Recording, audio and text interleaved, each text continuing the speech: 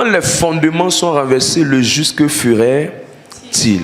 Ça veut dire que quand tes fondements sont renversés, peu importe comment tu jeûnes, tu pries, il va y avoir des problèmes derrière toi. C'est quoi on appelle un fondement? Un fondement, c'est une base. Un fondement, c'est l'origine. Un fondement, c'est la source. Un fondement, c'est comment ça a commencé. Un fondement, c'est le départ. Un fondement, c'est le commencement.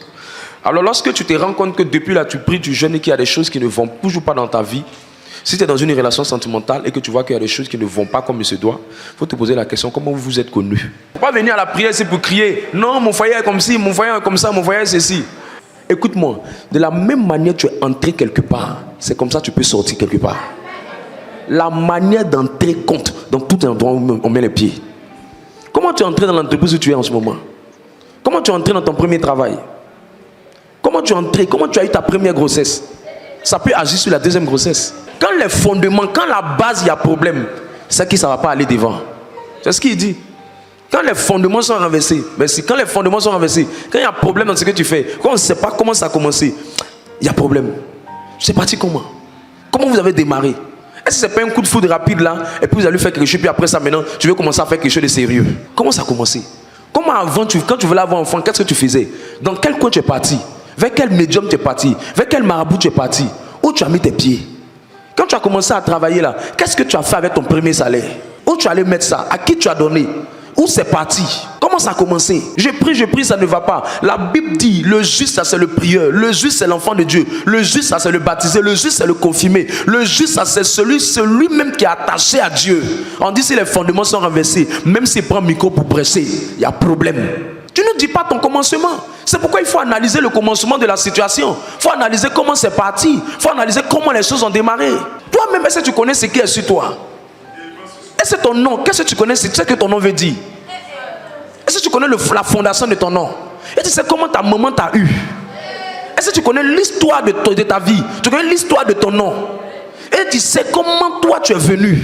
Tu sais ce qu'ils ont dit sur ton cordon ombilical? Et tu sais qui t'a lavé? Est-ce que c'était ta propre mère ou c'était la soeur de ta mère? Quelle était son intention vis-à-vis de toi? Et quelle était son intention vis-à-vis de ta maman? Quel type de femme t'a mis au monde? C'est ça les fondements. C'est ça les fondements. On ne se lève pas comme ça. Je casse la stérilité. Non, je suis fâché. Seigneur, délivre-moi de ça. Non, la fondation, le commencement, la base. La base. Il y a des gens là, ils sont mis ensemble, mais ils ne sont pas dragués. Est-ce que vous savez qu'il y a des gens qui sont en relation, ils sont sans draguer, sans drague. Qui connaît ce genre de personnes là? Sans drague. Le gars ne l'a pas dragué, et le Seigneur ne l'a pas séduit. C'est venu comme ça. Enfin, eux, ils sont quittés sur une nappe comme ça, puis ils sont tombés.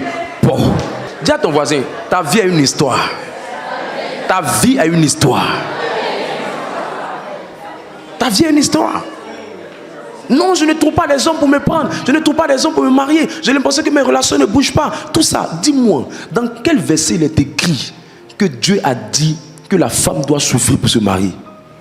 Au contraire, même quand on parle de mariage, tout l'avantage biblique est mis en faveur de la femme.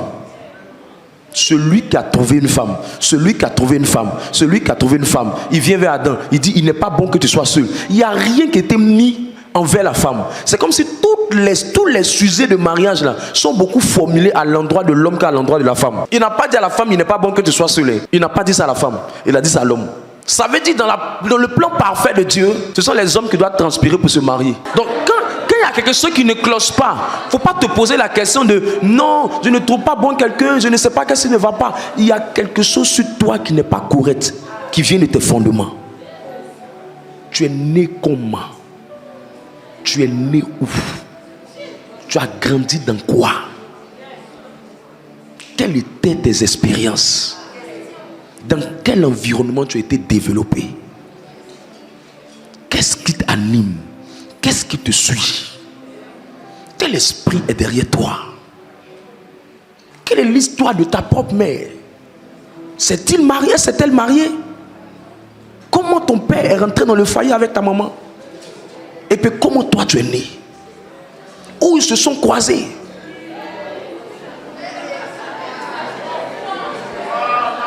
Je suis venu t'amener à revenir à tes fondements. Si on ne te parle pas de tes fondements, tu seras là et séduit. Beaucoup de gens pressent, ils parlent. Mais les fondements des gens là sont devant eux. Quel était? Comment Comment elle a commencé? Où elle allait avec ton papa? Comment c'est parti? Tu es né dans le mariage, tu es né hors mariage. Dans quel environnement tu as grandi?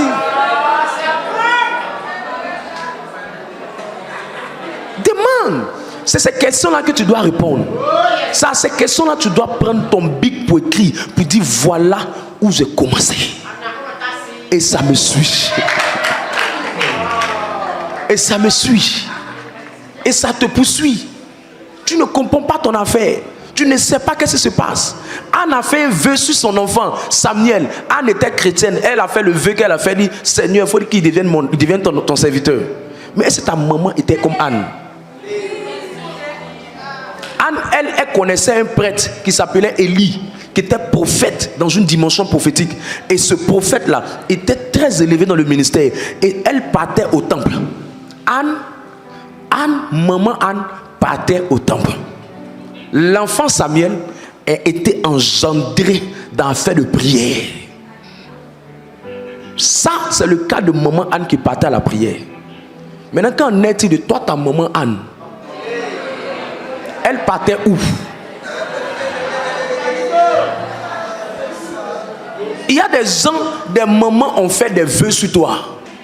Comme je ne gagne pas enfant, prenez-la. Et l'eau t'a pris. D'autres, c'est un bois qui t'a pris. D'autres, c'est un fétiche qui t'a pris. D'autres, c'est une forêt qui t'a pris. D'autres, même, tu étais tellement maladif qu'ils sont allés te laver avec des choses bizarres. D'autres même, on dit, il y avait des femmes qui se déplaçaient pour pouvoir faire l'excision des enfants. Pour pouvoir faire ça, il y a des femmes qui prononçaient des paroles sur toi. D'autres même, on t'a déchiré quelque part. On dit que tu avais maladie de oiseau. Et ton oiseautisé. Comment ça a commencé? Si tu ne traites pas ça, tu vas monter, tu vas arriver dans la fondation. C'est ce motif-là que signifie ton nom de famille. Il y a des gens qui sont des hommes, ils ont grandi là, quand ils étaient petits. Et puis dans leur enfance là, ils ont connu l'inceste. Leur cousin a couché avec eux. Leur cousine a couché avec eux. D'autres se sont repentis. Il y a d'autres qui n'ont pas été repentis. Et les conséquences continuent d'agir sur eux. Il y a d'autres même, c'est avec leurs servantes qu'ils ont couché. D'autres même, ils ont couché avec une personne qui est plus âgée qu'eux. D'autres même, il est homme. Et puis son grand frère a couché avec lui. Et il veut pas parler de ça. Ça agit sur lui. On lui dit, tu ne veux pas te marier. Il ne sait pas pourquoi, mais affaire de femme ne lui dit rien. Pédé comme ça.